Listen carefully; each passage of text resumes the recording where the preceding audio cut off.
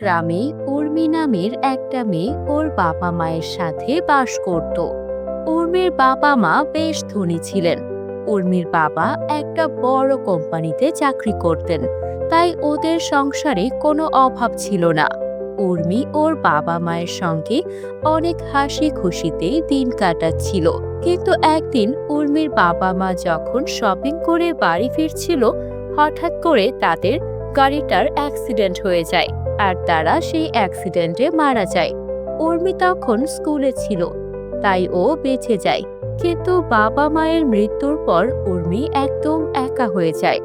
ওর কোনো আত্মীয় স্বজন ছিল না। দূর সম্পর্কের এক খালা ছিল। সেই খালার নাম ছিল কবিতা।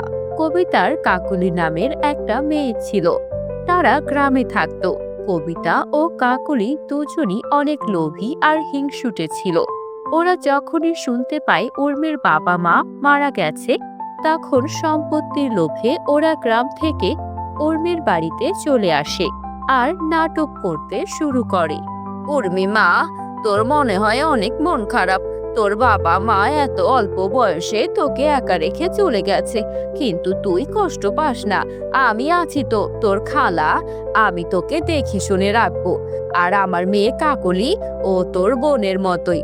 আজ থেকে তুই আমার কাছে আমার মেয়ের মতোই বড় হবি। আমি এখন থেকে তোকে মানুষ করব। উর্মি বাবা মায়ের মৃত্যুর পর একজন গার্জিয়ান পেয়ে অনেক খুশি হয়ে যায়। ও ভাবে হয়তো ওদের সঙ্গে ও ভালোভাবেই দিন কাটাতে পারবে। কিন্তু এদিকে কাকলি আর ওর মায়ের একটা অসৎ উদ্দেশ্য ছিল।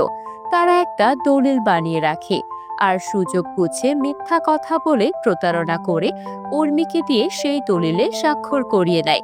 আর তারপর এই পুরো বাড়ি আর উর্মির বাবা মায়ের যত সম্পত্তি ছিল সব তাদের নামে হয়ে যায়।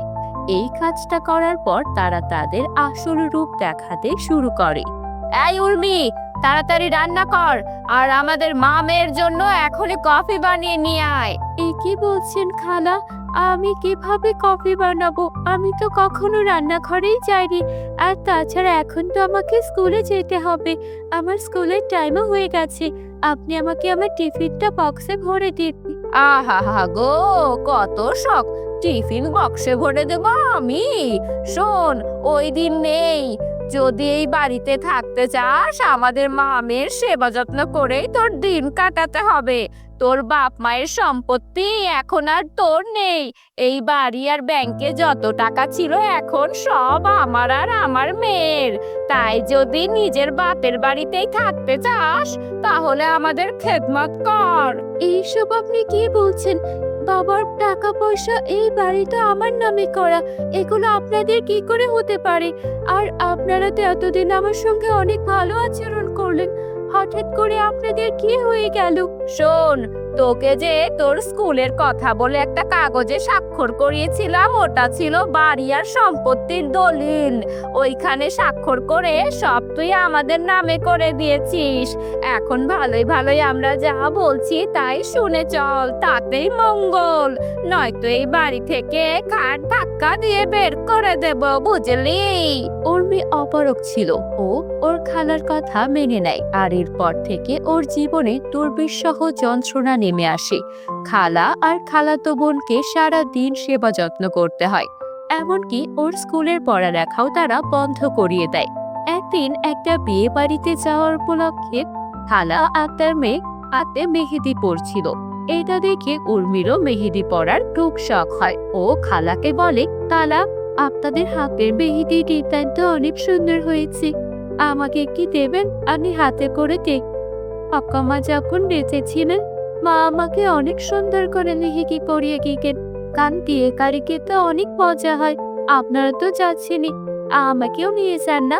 আর ওটা তো আমার বাবার বন্ধুর বাড়ি, তাই তো দাওয়াত দিয়ে গেছে, আমাকেও আপনাদের সঙ্গে নিয়ে যান। তখন কাকুনি বলে ওঠে, দেখেছ মা, কত লোক আমাদের দেখেছে মেহেদি পড়তে, সঙ্গে সঙ্গে ওরও লাভ হয়ে গেছে মেহেদি পড়ার জন্য। তাও তো কয়েকটা থাপ্পড় দাও তো, ঠিক মতো পর পড়ে না তোর পিঠে, তাই আমার তর্ক করছে। দবি কোথাকার! শোন, এত মুখে মুখে তর্ক করিস না। ওসব মেহেদি পরে হাতে গেলে বসে থাকার মতো সময় তোর নেই। কতগুলো কাজ রেখে গেছি, বিয়ে বাড়ি থেকে এসে যদি দেখি কাজগুলো করিসনি তাহলে মার একদম মাটিতে পড়বে না, বেড়ে মেরে তোর ছাল চামড়া তুলে ফেলবো, ফকিন্নি কোথাকার। এই বলে কাকলি আর ওর মা চলে যাচ্ছিল। তক্ষকপুটির ব্যাগ থেকে একটা বেদিটির কোল নিচে পড়ে যায় আর ওরা বেরিয়ে যায়। তখনই হাত ধরে উর্মির মেহেদির টোপটা দেখতে পায় আর ওটা হাঁকে তুলে নেয়। এদিকে কিছু দূর যাওয়ার পর উর্মির খালাতো বোনের মনে করে যে মেহেদিটা ওর ব্যাগে পাচ্ছে না। তখন ওরা বাড়িতে ফিরে আসে আর দেখে উর্মির হাতে সেই মেহেদির কোনটা। দেখেছো মা, দেখেছো, আমি তোমাকে বলেছিলাম না এই চুন্নিটা নিশ্চয়ই আমাদের ব্যাগ থেকে মেহেদির কোনটা চুরি করে রেখেছে। এই তো আমি আমার ব্যাগের কোনটা খুঁজে পাচ্ছিলাম না। দাও দাও, এই চোরটাকে এখনই মেরে মেরে বাড়ি থেকে বের করে দাও। না না খালা, এই গেঁদে আমি চুরি করিনি, এটা তো নিচে পড়েছিল, আমি দেখে উঠিয়ে নিলাম। যত বড় মুখটা তত বড় কথা, আবার মুখে মুখে তর্ক করছিস। আমার মেয়ে কি মিথ্যা বলছে নাকি?